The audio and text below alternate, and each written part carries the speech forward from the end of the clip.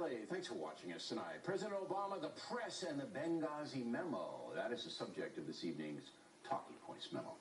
Well, now we know.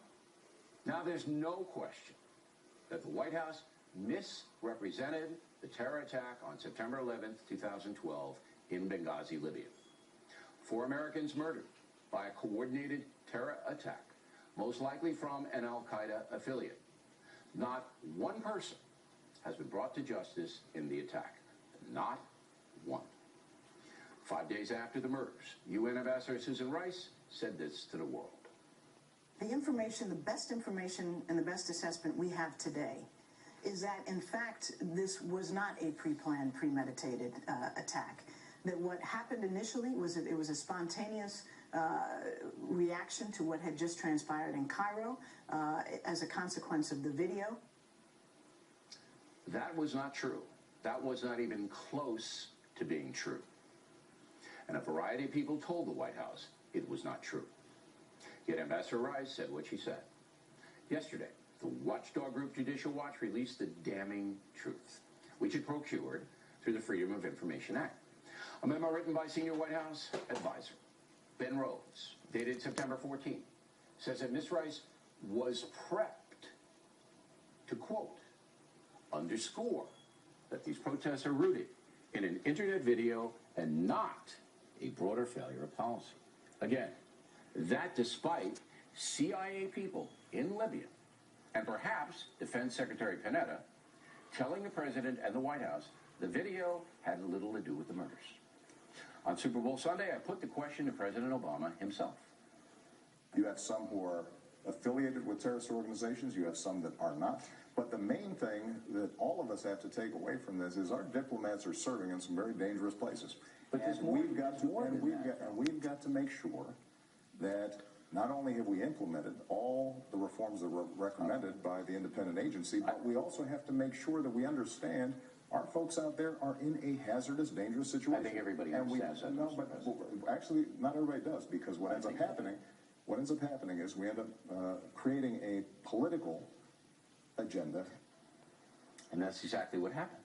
The president and the White House created a political agenda, saying a spontaneous demonstration led to the murders, not a coordinated terror attack. And they did this because the president was running for re-election on a platform that he had broken al-Qaeda. And any evidence to the contrary might have hurt his campaign. Now, did President Obama know Ambassador Rice was misleading the world? The memo from Rhodes, one of his top advisors, went to his spokesperson, Jay Carney, among others. So the truth is, the president stood by while the United States of America misled the world about a terror attack. But even if Mr. Obama was not directly engaged in that deception, the moment he found out about it, he should have corrected the record. But he did not, even when he had a chance with me to do so. That's a huge story. But if you read the Wall Street Journal today, the New York Times, the LA Times, the Boston Globe, there's no mention of it. None. The Washington Post ran the story on page 17. Only USA Today was honest and responsible, putting the Benghazi email story on the front page. Congratulations to USA Today, which is owned by Gannett. The network news last night didn't cover the Benghazi story. MSNBC didn't cover it, nor did CNN in primetime. And this morning, only the CBS Morning News mentioned the Benghazi story. That's a scandal. A scandal. That is proof the American press is dishonest. Period. They're covering up a cover-up, as Krauthammer put it, which might lead directly to the President of the United States. Yet few Americans even know what's going on, while nearly everybody in the country knows about a racist comment by a basketball owner. So what we have here, in the words from a movie, Cool Hand Luke, is failure to communicate. And that failure by the national press to tell the American people the truth about Benghazi is for one reason and one reason only: to protect President Barack Obama. And that's a memo. Now for Top Story Night Reaction. Joining us from Los Angeles, Fox News analyst Leslie Marshall, and here in New York, the host of Media Buzz, seen Sunday mornings on Fox News, Howard Kurtz. So explain to me why the national media didn't cover it. Most of the media bill are suffering from Benghazi allergy syndrome. There's a knee-jerk reaction that this story is old, it's complicated, it's settled, the country has moved on, and there's one more thing, and you got some of this backlash when you interviewed the president about this. The sense that, oh, it's a Fox News story. Therefore, but now we know it isn't. Now we know that the White House misled on purpose for political reasons in a presidential campaign. So all of that baloney goes to the wayside, and now they have to, if they're honest, saying, yeah, it's a big story. Well, big story. It's a significant story. In some ways, it's an incremental advance on what we already knew, that the White House was spinning in an election year to try to minimize the fallout from the Benghazi attacks and leading to the misleading Susan Rice talking points on those Sunday morning shows. But even if you think it's not that big a deal, then cover it, analyze it, put it in context. Don't black it out. All right. In fact, Secretary, as I said in the talking points memo, it's not beyond a reasonable doubt that the White House misrepresented the terror attack in Benghazi for political reasons. Obviously, that's what they did. As you may know, former Secretary of State Hillary Clinton was involved with the story as well. Was it because of a protest, or was it because of guys out for a walk one night who decided they'd go kill some Americans? What difference at this point does it make? Well, now we know what difference it makes. The presidential campaign. Joining us now from Austin, Texas, Fox News analyst Calder. Look, I just had two guests here, smart people. One is an ideologue, and that was Leslie, and she's going to stick up for Obama pretty much no matter what. Kurt's a veteran journalist, and they're both trying to tell me that the press did not cover Benghazi because they don't think the folks are interested in it. And I'm going, you know, that's not what the press is supposed to be here. They're supposed to be watchdogs for the people, protecting the people from government malfeasance and dishonesty. I mean, are we living in the twilight zone now, or what? We are living in the twilight zone. I read these memos today, and they're deeply troubling. The memo on Friday night from Ben Rhodes that has gotten so much of a focus. Remember who else is on the distribution list here, and who's not on the distribution list. On the distribution list is the senior advisor of the president, David Plouffe, who's superintending the president's re-election campaign. Also on there is Dan Pfeiffer, the communications director, who succeeded Mr. Plouffe in that job when Mr. Plouffe left the White House.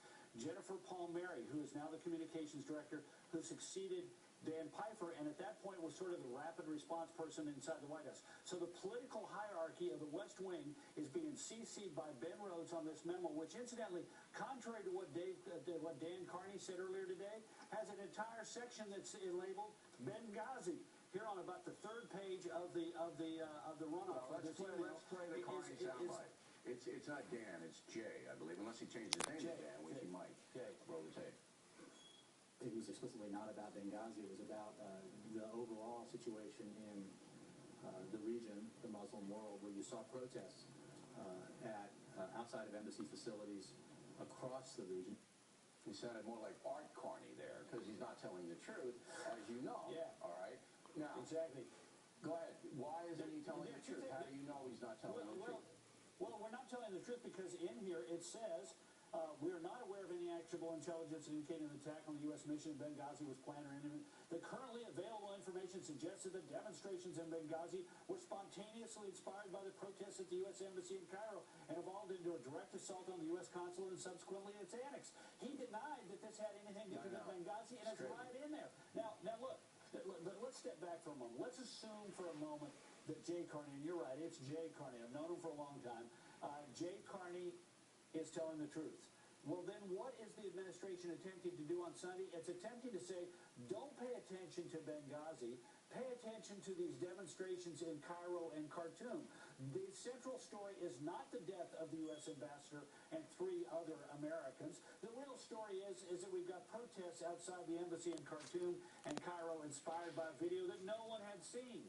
So if Jay Carney's telling the truth, and that's what the administration was focused on, then the administration was clearly trying to distract attention from this incredible example. There isn't any doubt about of a terrorist attack killing Americans. Any honest, credible person will now know what happened.